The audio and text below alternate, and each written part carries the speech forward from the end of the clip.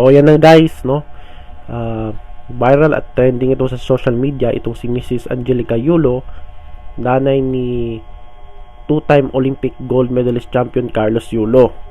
At kasama niya dito yung mga kapatid ni Kaloy, ay namigay sila ng libreng pagkain sa mga kapitbahay niya sa kanilang lugar.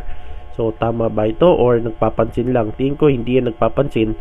Tama lang yan yung ginawa ng pamilya Yulo, na hindi dapat kalimutan yung mga kapitbahay, no? At namigay ng libreng pagkain. So tama yung ginagawa nila, at tumutulong sa kapwa. So, tama yan, no? So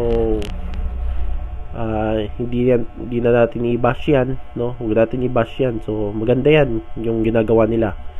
At ang masasabi ko lang yung sa sinabi ni Sir Chavit Singson, na mamimigay siya ng 5 milyon kay Carlos Yulo sa isang kondisyon na makipagbati sa kanyang nanay. So ang masasabi ko dito, kung ang intensyon ni Chavit na bigyan si Kaloy at yung pamilya niya, dapat ibigay na lang yung 5 million, no, sa pamilya ni Carlos Yulo, kasi may 100 million naman si Kaloy, di ba?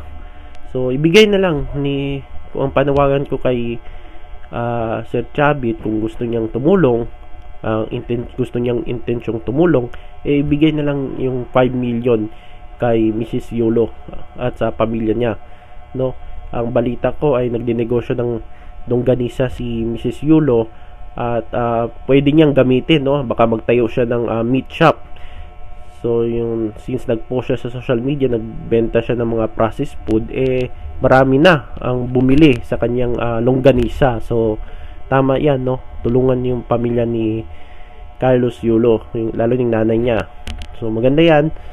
So dapat yung 5 million na sinasabi ni Sir Chavit, bigyan na lang yan sa pamilya ni Carlos Yulo. At meron pa mga institusyon na gusto silang tulungan. So maganda yan, no? Para manahimik na, no? Manahimik na, at least itong nanay ni Carlos Yulo, wala nang problema, kasi may mga tumutulong na tao na para itaguyod siya, no?